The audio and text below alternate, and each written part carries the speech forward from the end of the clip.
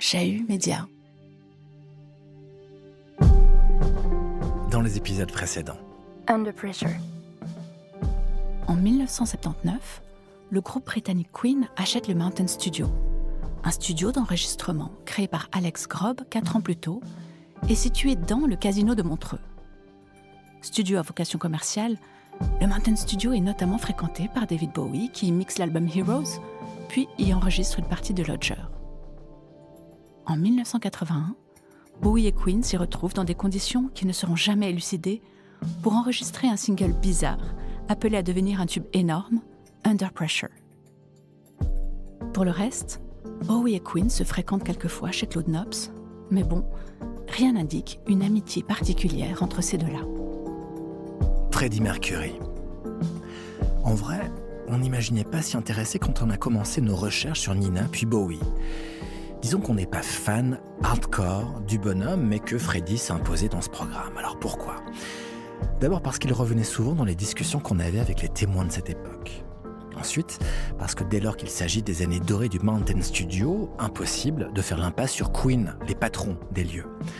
Enfin parce que lorsqu'on passe du temps à enquêter à Montreux, difficile d'échapper à Freddie. Place du Marché, sa statue fait face au lac.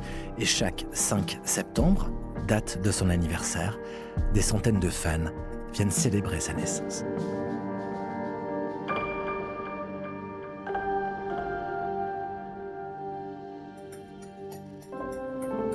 Alors, on s'est plongé dans ce que furent les années vaudoises de Freddie Mercury. Ce qu'on a découvert, des choses touchantes ou graves, qu'on vous délivre ici à l'état brut. Mais aussi des éléments qui dissonnent avec le narratif devenu si consensuel quand il est question de Freddie Mercury et des autres membres de Queen.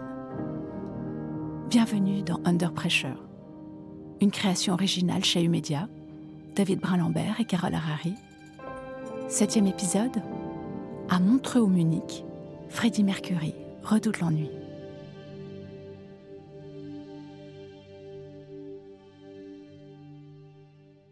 Quel genre de bonhomme était Mercury ?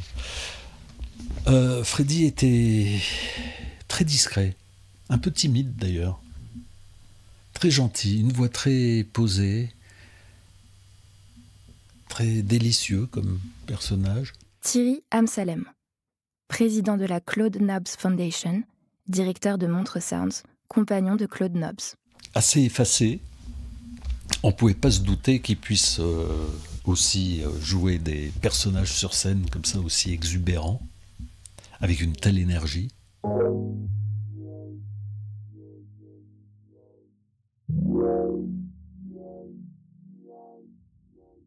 The main thing for me was that he was just incredibly funny. I just found him immensely funny all the time. And I think a lot of people did, you know. Justin Shirley Smith, ingénieur du son, ancien assistant du Mountain Studio, collaborateur de Queen depuis les années 1980. Yeah, he enjoyed making people laugh and he was brilliant at it. It was brilliant. Je le trouvais super marrant.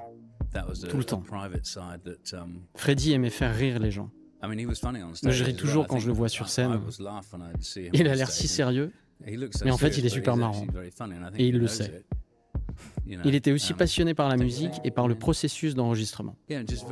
Faire naître une chanson de nulle part et la mettre sur bande était une chose qui l'enthousiasmait réellement.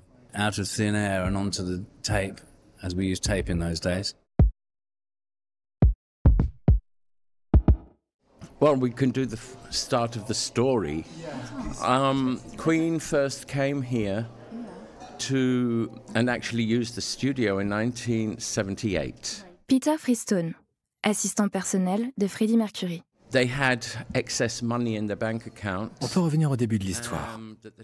Queen est venu à Montreux et a utilisé le Mountain Studio pour la première fois en 78. Ils avaient un excédent financier que les impôts voulaient capter, donc ils ont choisi de le dépenser. Et c'est là qu'ils ont acheté ce studio. C'était une décision d'affaires car c'était un studio dernier cri à l'époque. Et tout le monde, vraiment tout le monde se battait pour pouvoir enregistrer ici. La façon dont le studio était installé à l'intérieur même du casino permettait également d'enregistrer directement les concerts du Montreux Jazz Festival qui avaient lieu dans le même bâtiment.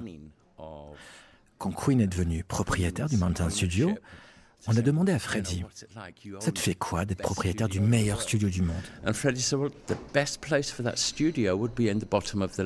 Et lui, il a répondu, la place de ce studio, c'est au fond du lac.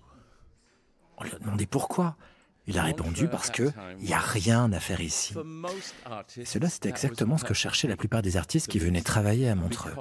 Mais Freddie fonctionnait pas comme ça.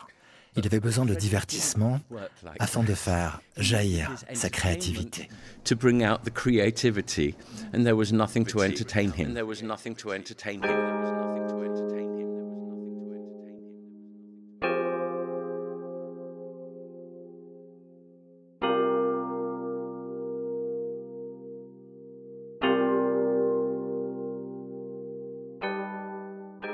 Oh, it's strange, isn't it? Because I'm an English person. I was looking for a job in a studio. Justin Shirley Smith. And I wrote to all the recording studios in London.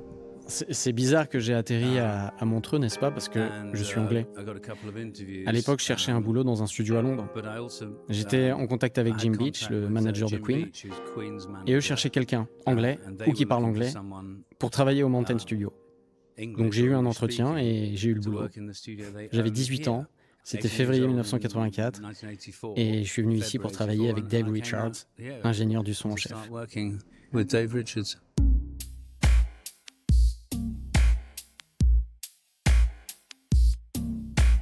It was a commercial studio, so all kinds of other artists were here. And the day I walked in, c'était un studio commercial, donc il y avait plein d'autres artistes qui venaient y enregistrer. Le jour où je suis arrivé, Chris Rea était là, en train de travailler avec David Richards. Queen n'était pas venu à Montreux depuis le mixage de l'album Live Killers, plus ou moins. Je me souviens pas. Something like that. Oh no, hang on, no, they'd done things with they'd done Hot Space, part of Hot Space and Under Pressure and stuff, hadn't they? But they hadn't been there for the album before, The Works, because that was done in LA, I think. Ah non, ils avaient fait une partie de Hot Space et le single Under Pressure. Mais ils n'étaient pas venus ici pour enregistrer l'album d'après, The Works, qu'ils avaient fait à LA. Après un mois avec Chris Rea, Roger Taylor, le batteur de Queen, est venu pour travailler avec David Richards. Et après ça, David Bowie est venu enregistrer. He lived very close by. At that time, he lived in Lausanne.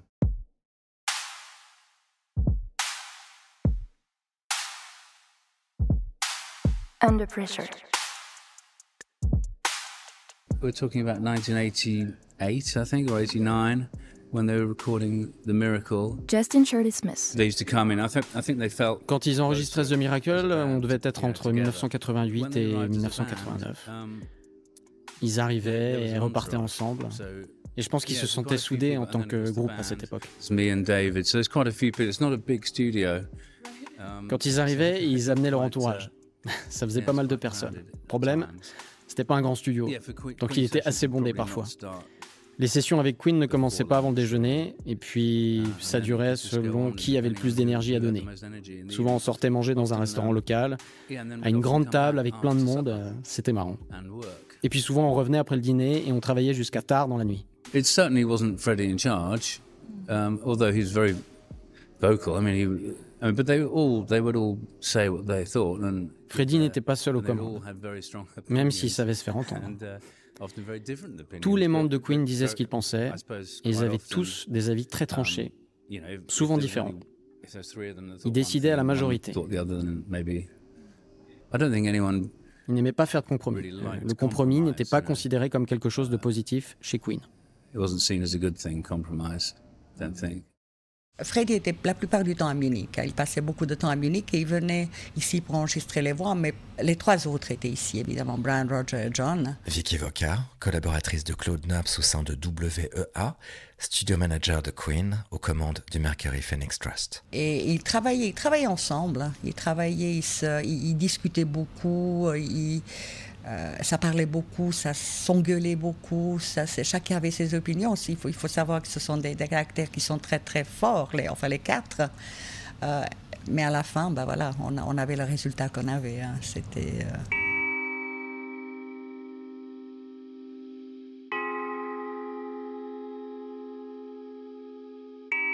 On fonctionnait comme une famille. Quand ils venaient à Montreux, on les invitait à la maison, que ce soit moi, que ce soit David Richards, que ce soit André Gauchat, qui était notre technicien du studio.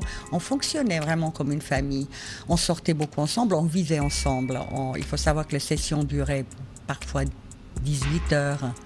On vivait beaucoup la nuit. Les enregistrements se faisaient énormément la nuit. La journée, on allait faire du ski nautique où en été, en hiver, on allait skier, tous ensemble. On faisait énormément de choses, on mangeait ensemble. La séparation entre vie privée, disons, et votre vie professionnelle, c'est hyper poreux. Les deux se mélangeaient. Oui, les deux se mélangeaient, surtout quand il y avait des sessions en studio, mais il n'y en avait pas tout le temps. Il fallait aussi se séparer, se préserver un tout petit peu de tout ça. Hein. Mais ça, c'est quelque chose, je pense, que j'ai appris de Claude Nobs. Claude avait cette capacité extraordinaire de recevoir les gens, de les faire se sentir vraiment comme chez eux. Et je pense qu'inconsciemment, on a essayé de recréer, ou j'ai essayé de recréer la même ambiance un peu au studio, avec certaines personnes, pas avec tout le monde, évidemment, pas avec tout le monde. Mais Queen, qui en plus étaient mes patrons, et qui étaient les propriétaires du studio, c'était très très particulier parce qu'avoir comme patron des rockstars.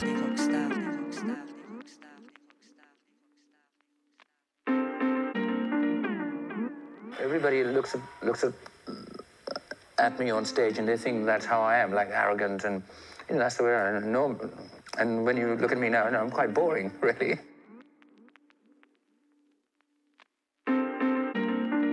They worked as a democracy from beginning to end. Peter Friston. Freddie considered himself. Queen travaillait comme une démocratie. Freddie se voyait comme les 25% de Queen, mais pas plus.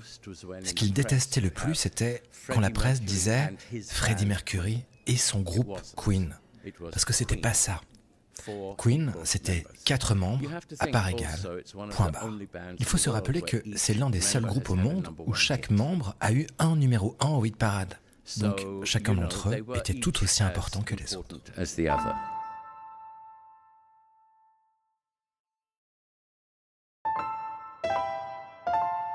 On n'a aucune raison concrète de mettre en doute la parole de Peter Friston. Aucune. Pourtant, à mesure qu'on a posé des questions à lui ou à d'autres personnes concernant les relations entre les membres de Queen, quelque chose d'inexplicable, d'intangible, semblait dissonner, comme s'il s'agissait à tout prix pour nos interlocuteurs de coller une version des faits unique et indivisible. Une version officielle sur laquelle on se serait mis d'accord et dans laquelle les membres de Queen seraient toujours bienveillants les uns avec les autres et où la vie de groupe de rock poids lourd se déroule sans accroc particulier. En droite ligne de ce qui est compté dans le film familial Bohemian Rhapsody de Bryan Singer paru en 2018. Un indice, cet article paru dans The Guardian en mars 2016 où il est question de l'acteur Sacha Baron Cohen, pressenti à l'origine pour jouer le rôle de Freddie Mercury dans le biopic en question, et où on peut lire ceci. S'adressant à l'animateur radio américain Howard Stern, Sacha Baron Cohen a déclaré qu'il espérait présenter une vision intégrale du style de vie hédoniste de Freddie Mercury, mais que les anciens membres du groupe Queen, à l'initiative du projet de biopic, étaient plus soucieux de protéger leur héritage. Le comédien et acteur a déclaré « Un membre du groupe, je dirais pas qui, a dit « Vous savez, c'est un film génial parce qu'il y a un truc incroyable qui se passe au milieu. » Et j'ai dit « Qu'est-ce qui se passe au milieu du film ?» Et elle a fait « Tu sais, Freddie meurt. » Et je lui ai dit « Mais qu'est-ce qui se passe dans la deuxième moitié du film ?» Et elle m'a répondu « On voit comment le groupe continue malgré tout. » Alors j'ai dit « Mais écoute, personne ne va voir un film où le personnage principal meurt du sida et on voit comment le groupe continue. » Il y a des histoires incroyables sur Freddie Mercury. Ce type était un sauvage. Il y a des histoires de petites personnes qui se promènent dans les fêtes avec des assiettes de cocaïne sur la tête. Mais selon Baron Cohen, les membres survivants de Queen ne voulaient pas que ces histoires soient racontées. Ils voulaient protéger leur héritage en tant que groupe.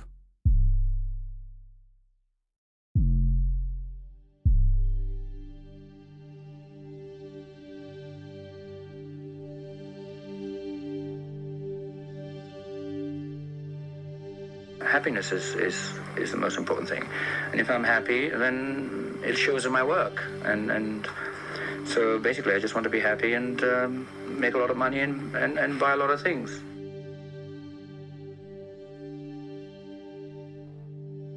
Claude knew everybody in the business, whether from the recording company or the artists, because of the jazz festival, and he started off. Peter Freestone. When Freddie came, he was happy. Claude Nobs a fait bon accueil à Freddie.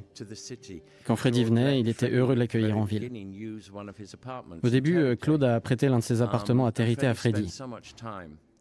Et Freddie passait tout le temps possible au Picotin, parce qu'il y avait plus d'animation là-haut, à Caux, que dans la ville elle-même. There was actually more life for him there than there was in the town. Claude avait prêté pendant plus d'1 an un grand appartement à Territé, et puis pour se faire remercier... Thierry Amsalem. Parce que Claude ne voulait pas de contrepartie, Freddie nous a offert 2 superbes, très anciens kimonos. L'un est noir, l'autre est blanc. Ouais. Et il nous avait dit, voilà, merci pour l'appartement, etc. Vous déciderez vous-même de la couleur. Mais avec Claude, on n'a jamais décidé à qui était le noir ou le blanc. Alors.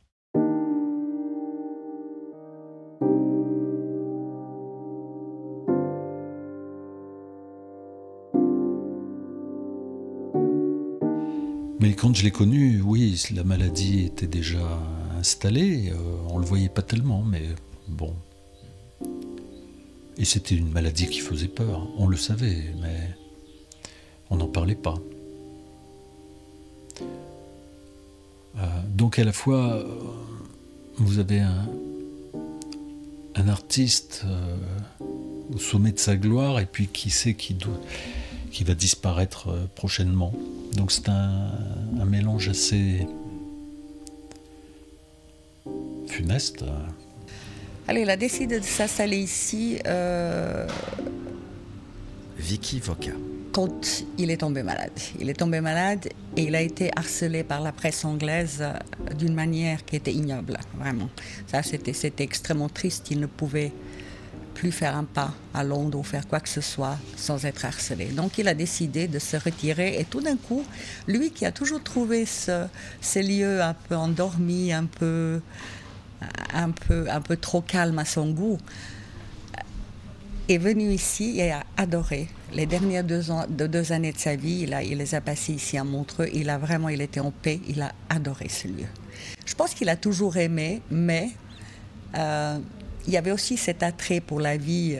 Il faut imaginer ce qu'était la vie à l'époque. C'était la liberté totale. On n'avait pas le sida, on n'avait rien. Je veux dire, c'était la liberté totale et complète. On s'amusait. La vie était vraiment un terrain de jeu immense. Je suis nostalgique de l'innocence et de la légèreté qu'on avait dans ce temps-là. Après, tout a changé. Évidemment, tout a basculé.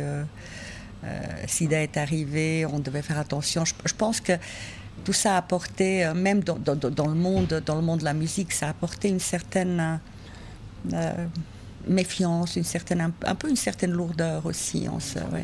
Tout à fait, oui.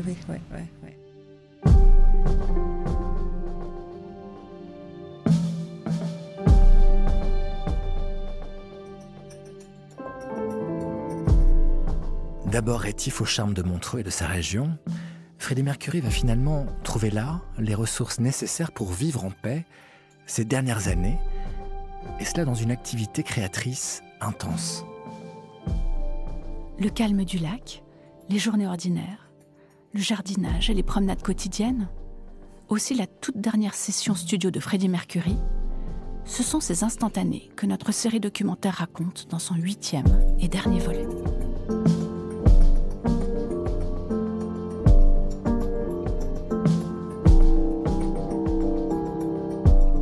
C'était Under Pressure, une création chez Media.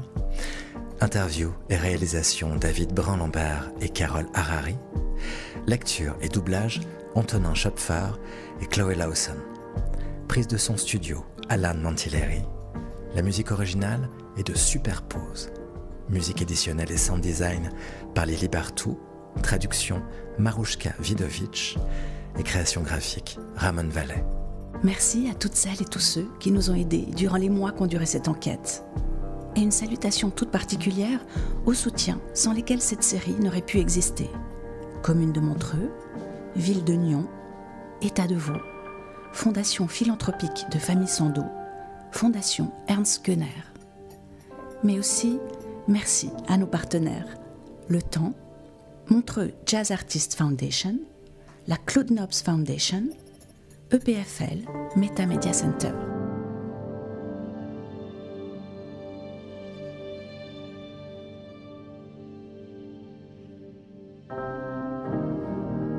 Vous pouvez retrouver tous les épisodes de Under Pressure sur le site de Chahut Média, chahut.ch, et sur l'ensemble des plateformes de diffusion de podcasts.